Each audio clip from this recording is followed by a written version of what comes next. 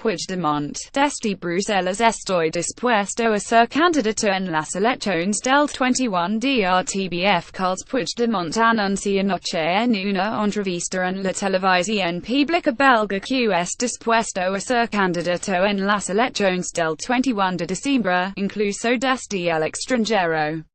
Unas horas después de la grabación, mientras se emite el programa, era el propio expresidente quien recibe una noticia la juez de la Audiencia Nacional Carmen Lamela acababa de dictar la orden europea de detención y entrega reclamada por la Fiscalía el día anterior. En PDF el auto de la orden de detención europea contra Puigdemont. La Euroorden afecta también a los cuatro ex-consejeros que permanecen con Puigdemont en Bruselas y que tampoco comparecieron ante el tribunal.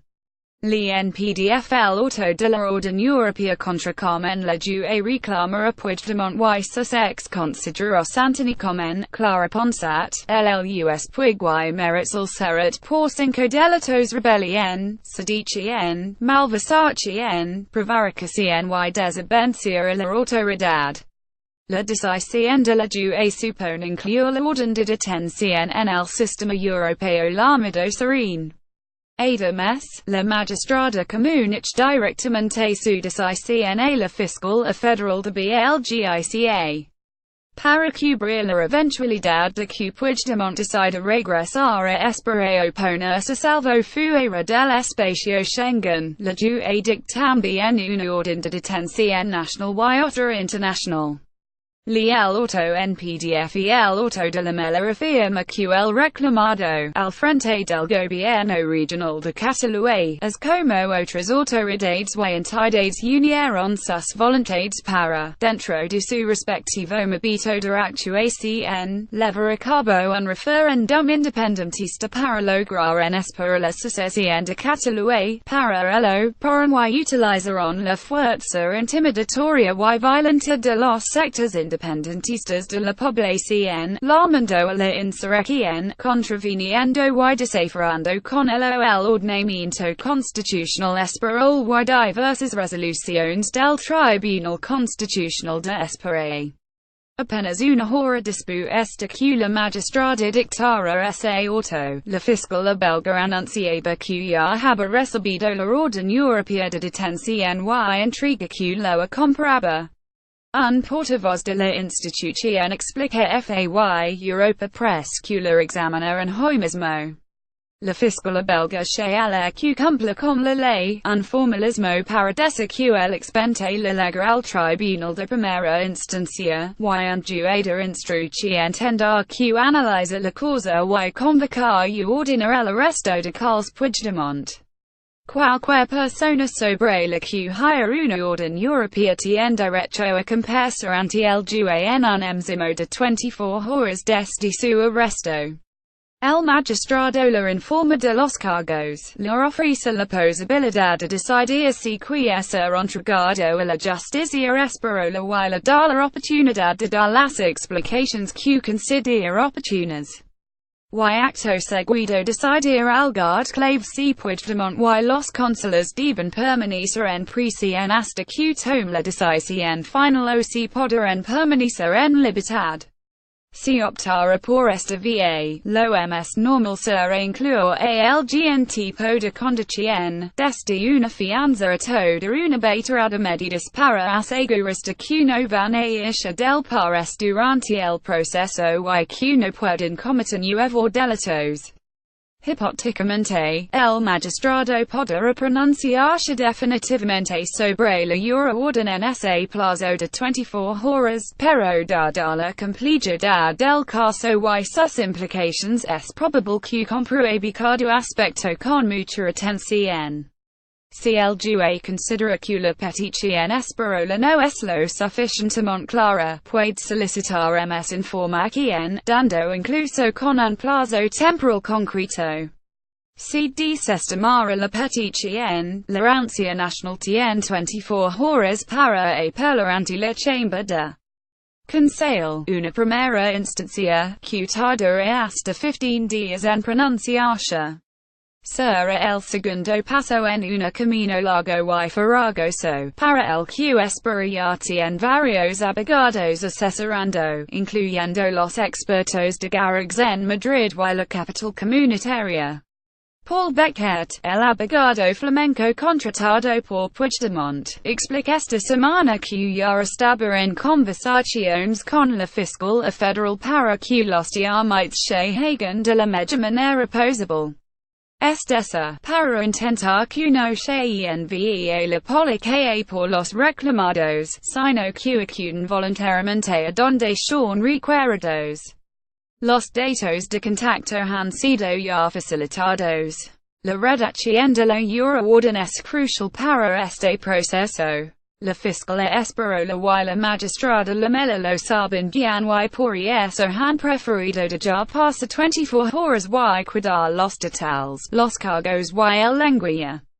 Beckett ya ha adelantado que alega quienes para no se respetan los derechos fundamentales, que hay persecución política, que los acusados se enfrentan a penas desproporcionadas y que el gobierno dicta las instrucciones a la fiscalía y los tribunales.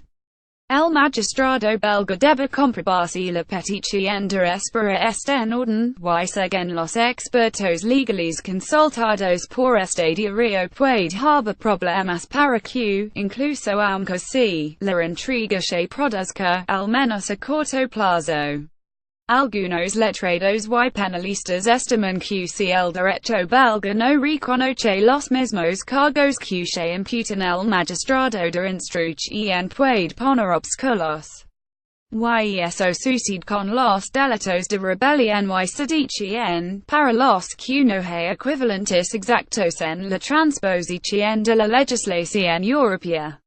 Las estimaciones tanto de la fiscal como del propio Beckett es que podrá ser un trámite de al menos 18 semanas.